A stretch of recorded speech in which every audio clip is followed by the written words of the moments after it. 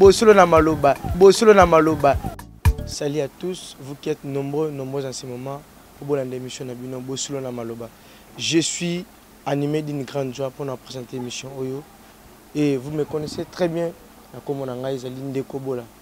Sur ce plateau, nous avons réussi un couplement balobaka bien, couplement kobaza sage, parce que tu n'as pas n'importe qui tu dois rabattre afin que ceux qui tu as mis bango, bah ça va conseil à travers bango, bah toi c'est éduqué instruit.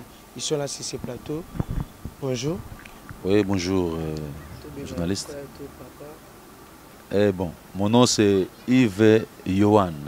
Yves Yohan, papa Yves Yohan, voilà. Bon, vous bien en sœur, tout comme pour bien en maman, comme maman Yolande Ifambi.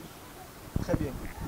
Vous avez suivi les présentations avec et tout me un peu kolobela makambo etali le mariage. Libala ezanini, libala ezanini. Et comme quand jeune aki azuma moi quelque chose boye na bala. Asali boye na bala, libala ezanini. Avec bango tout me un peu kolobela sur le mariage. To ba libala o to ka libala ezalaka nde nini. Papa est-ce que kolobela biso libala ezanini? Eh bien, Nagolo Libala est une institution divine. D'abord, c'est le même Nzambe Yemoku t'a recommandé que yango. Mobali a tika baboti naye, paluka sika sangana na moi c'est comme moto moko. Voilà, yango détail Libala. Maman, comment bakisa moi les canisna papa lobi Libala les Oui, Libala les a kandenga lobi. Libala les a ba o basangani mibale ba comme moto moko. Bon, et puis, aux Alanati, au comme un mouton, c'est-à-dire, mobile à côté, à baboti nae, à Sangana Mosnae, comme mouton, basali foyer, na bango, on a bien libala.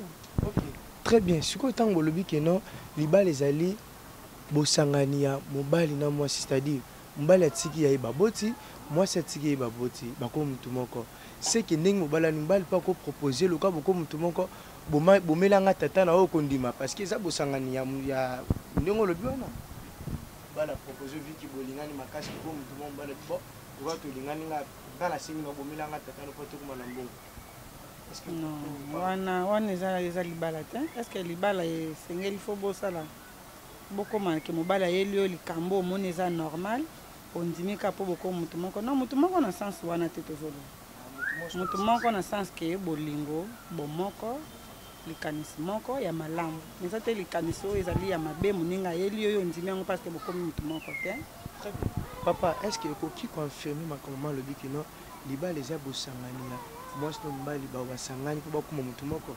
Oui, là c'est vrai parce que même la Bible zoloba sika moko mi balé misatu basangani na kombo ya ye moko nkolo de loko nzamba sangisi bato mi balé c'est-à-dire faut bazala likanisi moko donc ils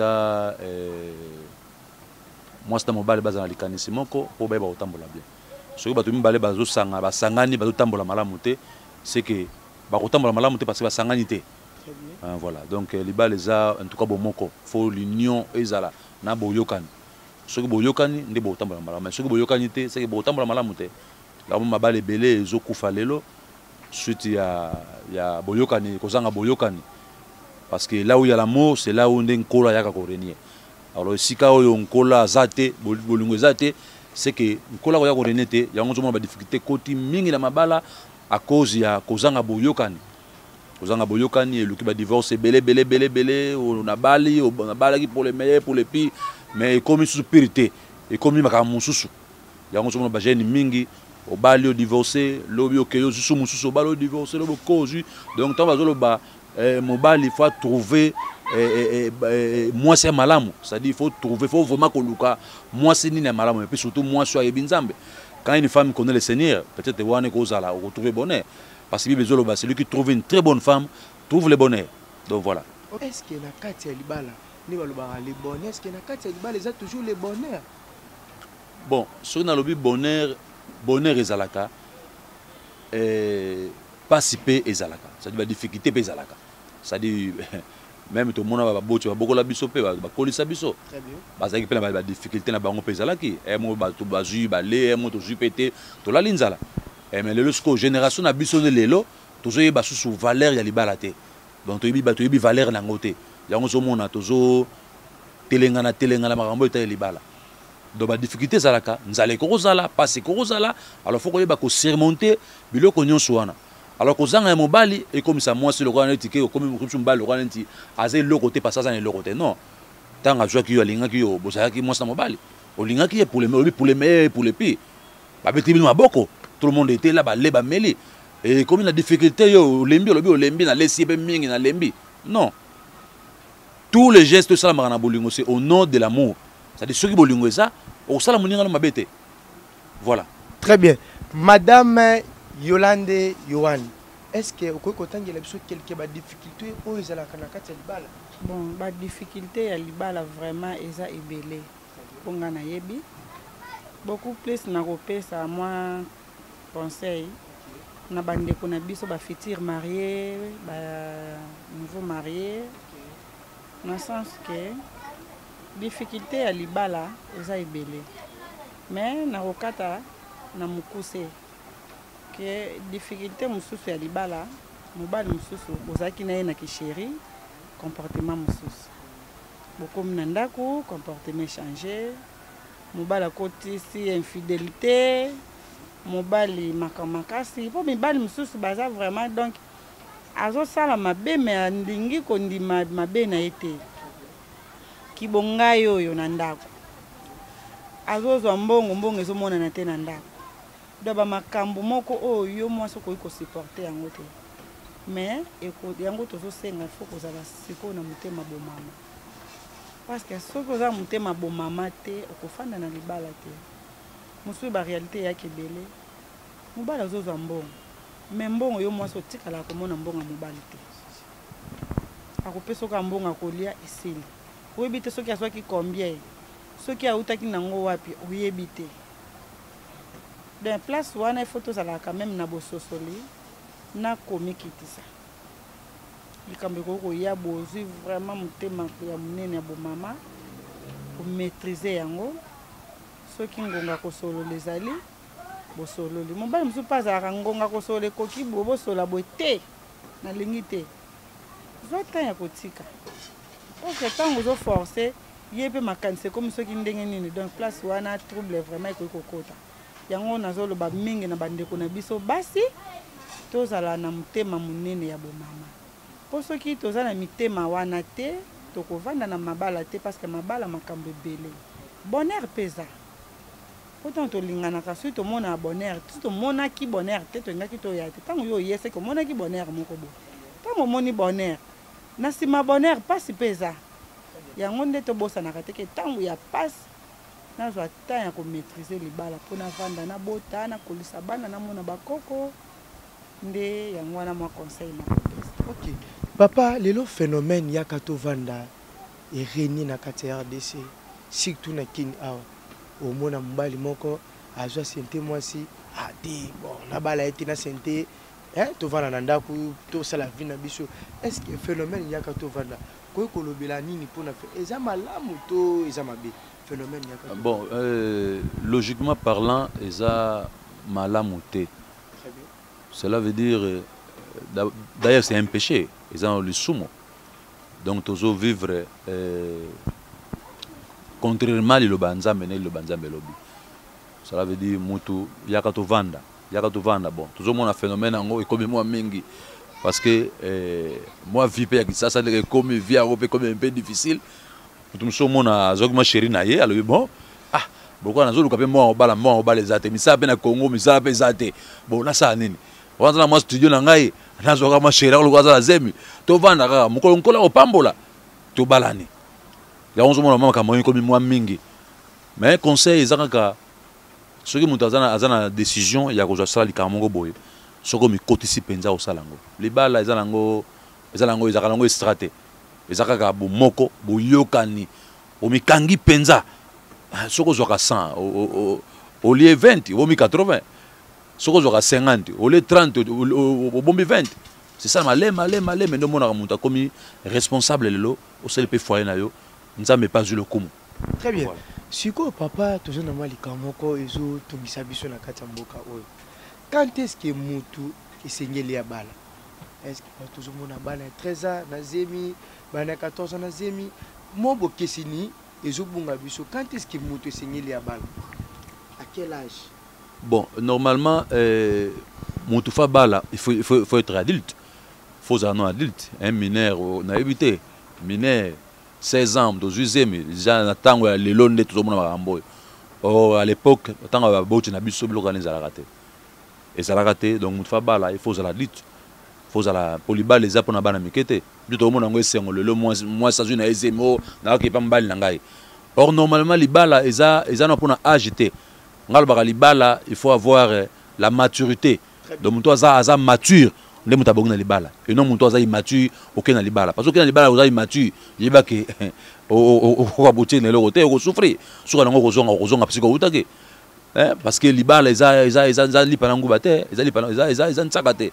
Il faut vraiment kozala na motema ya kibo mama na ki motema ya kozala mobali bozomona ba difficulté za mo belé parce que basi mingi bato banga somi balite respect sili la monoko na bango respect sili azobanga so ati mobali aza nani.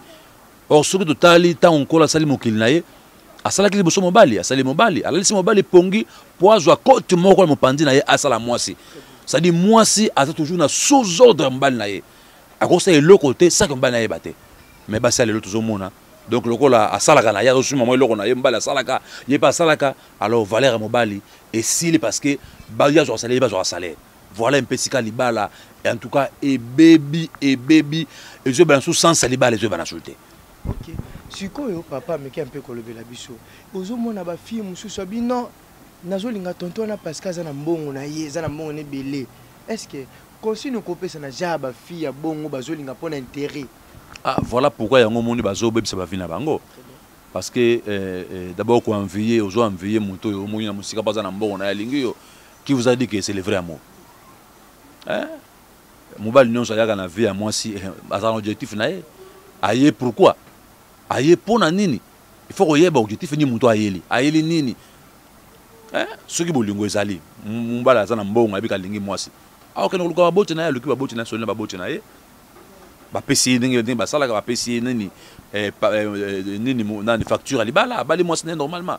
Alors ba jeune fille lelo bazo kokomi ko envier parce que moi ba difficulté pe continue na bandako kala à l'époque bazaki ba papa bazo sombela mwana sombele sous-vêtements asombe mwana mafuta asombele mwana poudre asombele mwana tout ça apesi mwana moi loko tena poche mais lelo makamona ya ba parents ba comme na difficulté moko impossible. Alors mwana sikoyo ausala nini tango atali surtout mwana yebi nzambe te tango atali azana importer na vanyon se comme maye akena ye yango zo mona ba fille lelo belé bazo bebisa ba vina bango mobala boti bana misatu mine mitano akena na ya limo mwana akapesote ti lelo ba fille ba saka pa parana ba. OK. Makamba bo ezala juste na bosolo na maloba. Qui dit la vérité wapi bosolo nde yango libala eza nini ba jeune libala eza to ke yo zuma mo cop na yo zuma mo quelque chose bité na bala quand est-ce que ko bala libala eza nini libala eza nini eza passe maintenant c'est là n'hésitez pas abonnez-vous nombreuses la chaîne YouTube Nabiso Pelo Pro TV. Vous ne serez pas dessus. Beaucoup de bonnes choses à travers votre émission Bosolo na Maloba. Nous sommes là pour vous. Madame Yolande Yohane. Okoko biso to bala na kapona nini? Bongo pour l'intérêt to pona nini? Bon. Libala netinga. De ma part na koloba nga vraiment ndenge na lingana kina mobile nanga eza mingi bolingo po na pesa même baleki nanga conseil moi nanga Jonathan Bola na zwaka tanya ovandisa ye côté ya ye koyebisa ye libala linga mwasi o ya lingio na bolingo solo na mutema na ye soko lingi mwasi po obala mwasi ya lingio na intérêt quel que soit bovandi bataille belé libala na evanda te ko mukolo bozuane ko sila to mukolo loko yaki ko lukane ko sile ko zanga boko vivre te parce que linga ko na bolingwa solo te mais moi si soit lingi na bolingwa solo quel que soit ba passe na yo quel que soit quoi akosupporte parce que alingaki mais soki alingaki yo te alandaki yo na eloko moko boye to naolanda na viaki naolanda na eloko moko boye naoluka bon ase kwaloba soki omoni moto aoluka boboyanaki bozongana seki abosana mo eloko moko boye oyo atikaki yango wana ye koluka eza lokola biso basi nde tozalaka soki nalingaki yo na mwa eloko moko boye neti na mviyaki soki na ye oluka eloko nga na mviyaki soki esili bon nayebeli te. Ok, très bien vraiment maman, madame Yolande Yohan, une bonne femme ou azozo mata ya opesa biso ba conseil malonga elo na lobaka tango zola émission bosolo na maloba kolanaka sentiment to ambiance émission te lobane la émission à partir de notre décision natika boye natika be fana tambo la vie na ngai na bosolo ozola na bosolo yango bosolo. Papa Yves, est-ce que poko yebisa biso tokoki conseil noko pesa na ba jeune oyo balingi babala na lobby bakutango bakobala na bakukuta na nini na kati ya libala babonga mandelo lengi nini? Bon, d'abord fondement eza kozala nanu moto yebi liloba nzambe parce que moto yebi liloba nzambe aninganaka na vent nyonso te oyo amema ye. Conseil na kopesa na ba jeune lelo bazoluka kobala. En tout cas, il faut vraiment qu'on soit attention. Basi nous sommes dans la banque basi te. Biso mon expérience ezali. To me ko sala moi viango, mais to moni vena genote basi eza na basi o baza basi. O pena nzamba sala bango basi. Mais eza na basi mususu ba bongi pena libala te. Donc azani ka mwasi mabongi na libala te. Parce que soko okebi ozubi zwazwa en tout cas ndeko na ngai okomela pi komisine. Okomi diembika omidiembiki pena de kokufi obebisi bevina yo. Donc on a zolo baboye parce que mon expérience ezali. Na vu vraiment makamwe belé na moni makamwa mingi on a moni le soki na zabo en tout cas c'est grâce ka Nzambe. Nzambe ndamdalinga ki vraiment nazala benazala moto le na ko pesa baninga conseil. Vraiment il faut que luka. Zando ya munene mais yeba pas venu na okota. Voilà conseil na ko pesa bango ya mwana. Ok, merci vraiment, monsieur Yves, papa Yves. Batu voilà nous na boké binyoso. Pelo Pro TV, abonnez-vous nombreuses si notre chaîne YouTube Pelo Pro TV, vous ne serez pas déçus.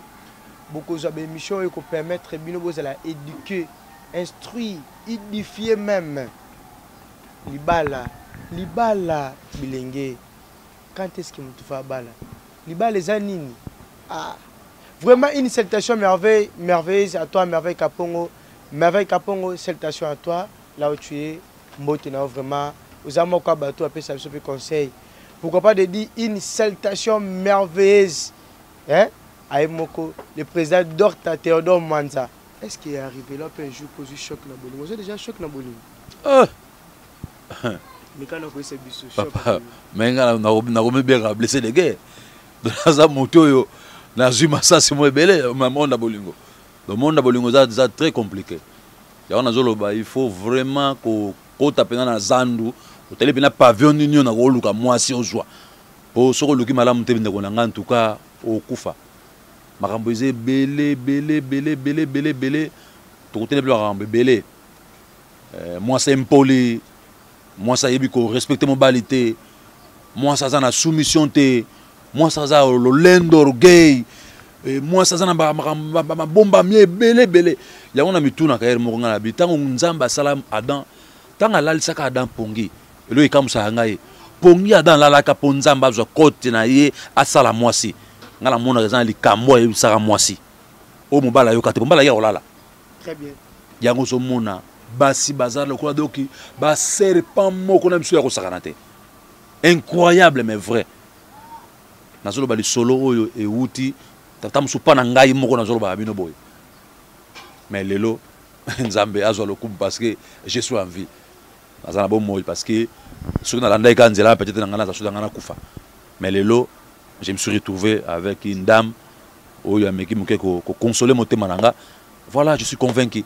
parce que j'ai trouvé parce que voilà c'est lui qui trouve une très bonne femme trouve le bonheur dans la minute je suis vraiment en paix vraiment merveilleux vraiment merci beaucoup mais papa Yves ce qui tango choc comme la bon ce qui choque comme il mutuna kati ya bolingo voilà to mobali to mwasi réaction ebongi ezalaka lolenge nini bamo divorce to faut que se maîtriser nano quand on coûte na choc na kati ya bon il faut toujours avoir la maîtrise il faut en maîtrise parce que ce que posant une maîtrise eza moi passe parce que non mbangu te donc il faut avoir vraiment la maîtrise parce que choc ezalaka nango misu balobaka passe bolingo silaka na bolingo donc moto na passe bolingo po azwa kimia po aluka bolingo po passe wana esila or ce que aucun choc oza pe moi vitesse mingi okuta na lisusu parce que qui t'a dit que pas yo ke inde pas ozu kimia ozomona donc il faut vraiment qu'on a maîtriser belé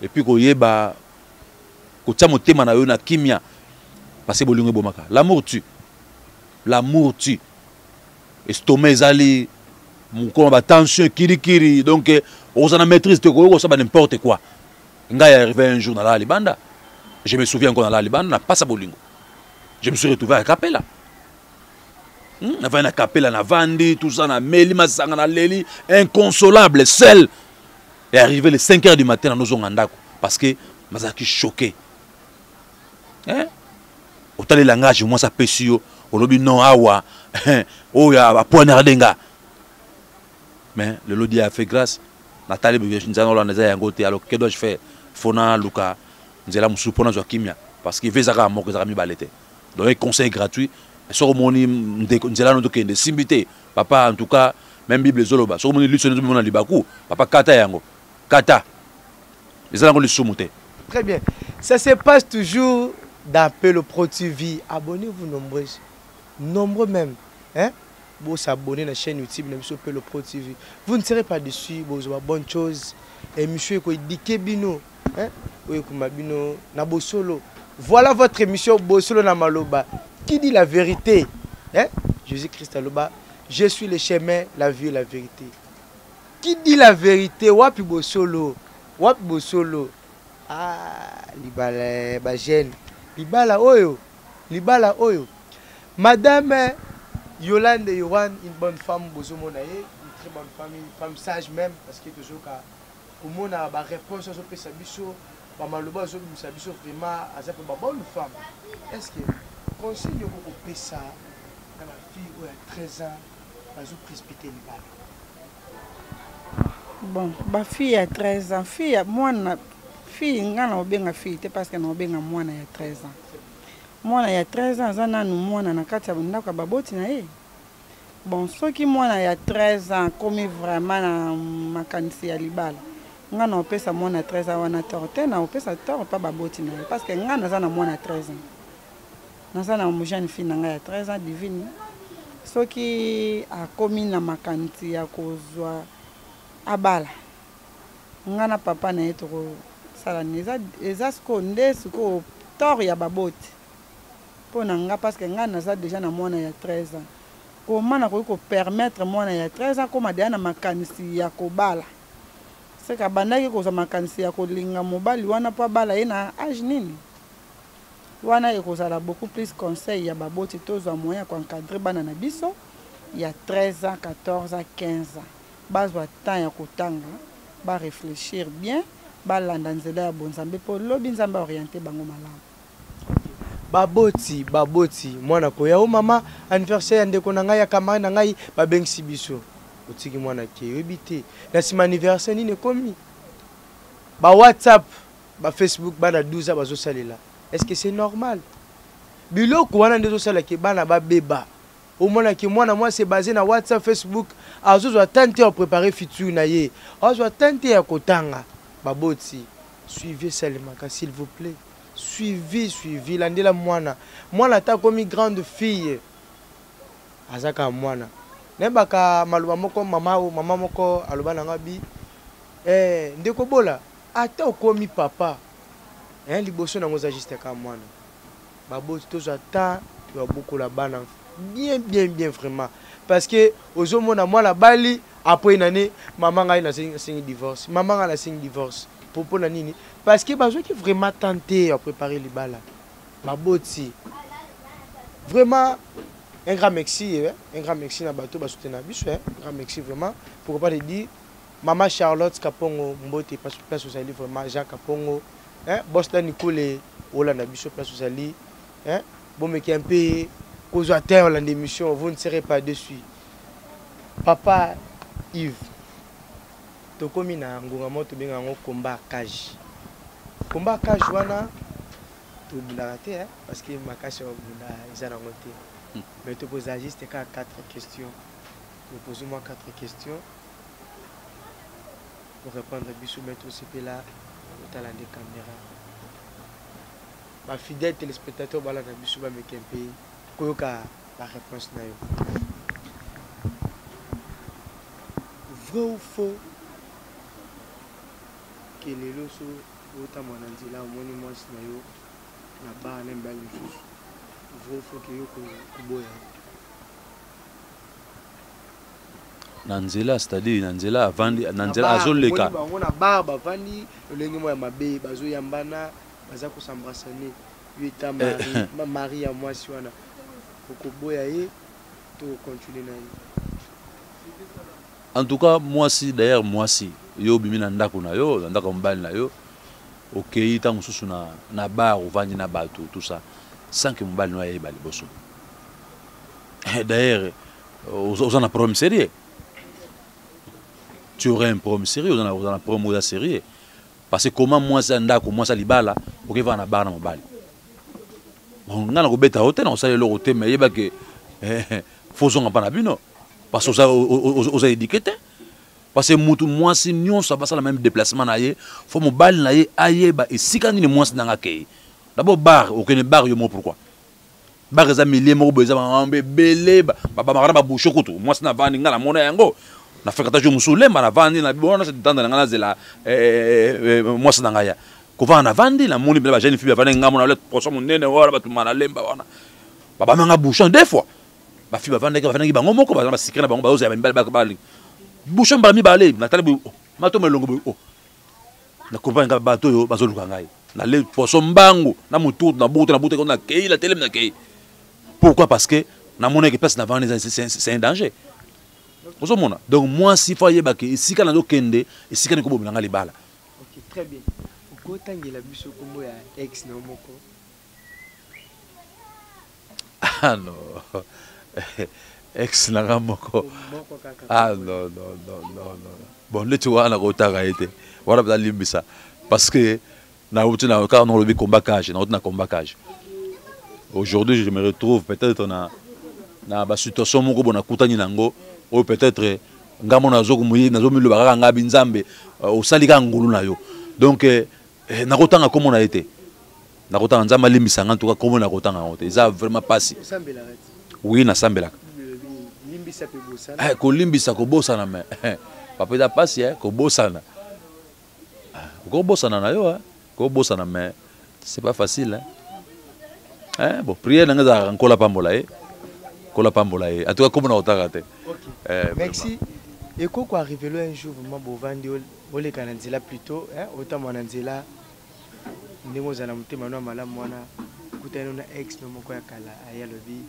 na kendaki na moni ki vie suki nzamba la kisinga ki nous amba la vie na moment que de choses à marier au kondi mai bozongana to ko bise je suis déjà occupé mais to kozonga ndenge ngas na za occupé et fata bola luka so bien parce que ni ne salaki yoken so kozonga se ko bosana geloko parce que mutu abosana ki bolingo na te abosana bo pourquoi asimba ki opportunité wana les erreurs mais les règles sont ça les règles on ensemble te ça on a taxi te okiti o mati mutu aya vandi c'est tout yokei ngana vandi na ngai ngana télé mutu so ko vanda donc ça des amener ngwana ti jusqu'à ce que mutu ko trouver ce que mutu a trouver à trouver ma qualité à trouver ma critère avant de kimia et là ça la biso passe parce que tozo yeba ko yeba te moi si azanani moi ça zanani asa mutu nzamba sali mais moi si azama bomba mi makamso ko mona te mais so ko vandi na ye donc comprendre nana na ye na ki fiançailles to mona kango ozo mona ki chéri boy à l'aise papa soka koti taka na ndako papa man secret man nzaka bene bimi lobi on koyo nan donc voilà OK très bien il y a une question mon corps parce que sur le téléphone il faut habiter poser une question Tout à la caméra. Oui. Question à Zabou. Hmm. Je pense que vous êtes très à l'aise. À l'aise, Makassi. Ok. Des moments où vous êtes déjà dans mon comme des gens grandes filles. Soit Ekobala, Aninga Bala, habiter papa, la CPLI, pasteur mon corps, Apambola Libala Nanga, yo ko accepter. Au moins qui dit vous semble l'église, vous êtes une église, mais je suis pasteur à Libanda, à bien à Apambola Libala Nanga. Okoboya, to okodi. D'ailleurs, moi, je suis un âge. Je suis un âge. Mineur ou moi, na bino wana, bobi déjà ça a 13 ans. Si quoi tant comme on a âge ya libala, c'est-à-dire 20 ans, 22 ans, 25 ans, alinga bala lobi papa, tout semble na bino sika moko. Mais na préféré na benga pasteur moko libanda, aya pambola libala na ngai. Bino boko boya, to boko ndimi. Mais ils ont raté, non, mais ils ont raté. Si on avait raté pour l'année, parce que moi, na assemblée la cannabis longo, n'est-ce pas? Assemblée la cannabis longo. Mon tazo encadré biso. Mais mon battre l'impact ou encadrer soit pas maté. Normalement mon tayebi moi na malamu c'est que ça moto encadrer moi. Ça dit ngana autorisé papa ozo kawa encadrer moi na pasteur encadrer moi na nga yende moto akopamba libala moi na ngai. Parce que mtayebi moi na nga malamu. Et non moto moko auto musika na yebi été le quoi papa moi na separa na ya pamba libala pamboli na kolinga te na ko accepter yango te. Donc voilà. Question plus. Tout à la caméra. Oui. Est-ce que moi, le pasteur Moïse Mbié? Oui, oui, oui, je connais pasteur Mbié. D'ailleurs, c'est un pasteur que j'aime beaucoup. Salutations à vous, pasteur Moïse Mbié. Là où vous êtes, vraiment, salut à vous, vraiment. Moi, avec papa, la CPLI, pasteur Moïse Mbié, papa Mbola Libala Nangai. Papa, Okoboya, Tokondino. Bon. Naroboya. Oui, faut naboya. Non, Azadine, à cause de la dîne, il y a pas libala. D'ailleurs, lui n'est pas marié, Azan marié. Hein, non, on va monter à Bali, à Bala, les moutons Azadine, il y a pas libala. Parce que mouton a fait une expérience à libala. Il y a une libala, il y a pas libala. Très bien. N'a pas sauté la maman. Oui, c'est que non. Il nous a. Moi, c'est vie dans la mobile. Les femmes. Ouais. Il y a moi, ça vie dans la mobile. Vous assure. Oui. Pourquoi pas? Difficulté. Mais pas de difficulté, ça a déjà. Attends, problème, il y a un bon gué. Il faut se remonter. Donc, il faut se remonter mon problème. Les gens qui ont sous ils ont pas si mingi. Na ngai eloko na détestaka pas ya moi si. C'est-à-dire avoir une femme qui est trop impolie. Pour moi, ça a une impolitesse. Elle a vu qu'on peut s'emballer valeur de la bateau. Elle a une réponse insolente. Elle a même encadrer ndako na été. Donc soit même yandako basi muso bazana so ndako te papa. Ça dépend ndako bindako na nga poubelle. Atandaka mbeto mbala ngala. Ndaki popola mbeto po mbala la. Papa ça na tala mbeto. Non. Or moi si oza bengami moi si faut ba ko entretenir ndako na ye na ndenge yango esengeli. Voilà bato bebisa valeur ya libala. Papa bolingo zaka mbongo te. Très bien. Bolingo za mbongo te. Nga ba l'amour bolingo za eloko yo. Na ebite na ko ba bolingo ese eloko mo ya motuya. Ça dit bolingo. Muto azana bolingo ya mwasi na ye. Sala mwasi na mabete. Alors moi je fais ba ko pesa mbala na respect. On peut s'en battre le respect, on peut respecter le tout ça va ordre nous sommes bala au pesa yo. Ne moi ça bon les bala yo. Mais ce que moi si aux désobéir à ordre bala yo. Sur sous. Wa sous moi c'était. Voilà, comprenez cette ambiance qui se passe toujours dans Bosolo na Maloba.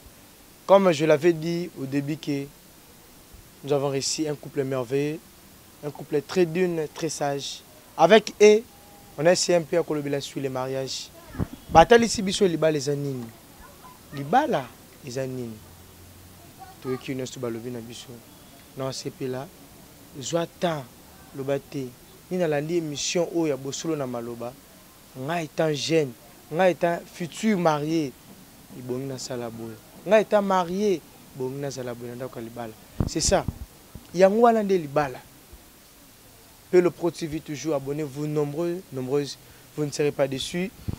Joyeux anniversaire à toutes les personnes qui vont célébrer le jour de Bango Lelo. Joyeux anniversaire à toi, Manda Jean. Hein? Salutations à toi, Papi Pichi le coordonnateur, Myriam Lokamba.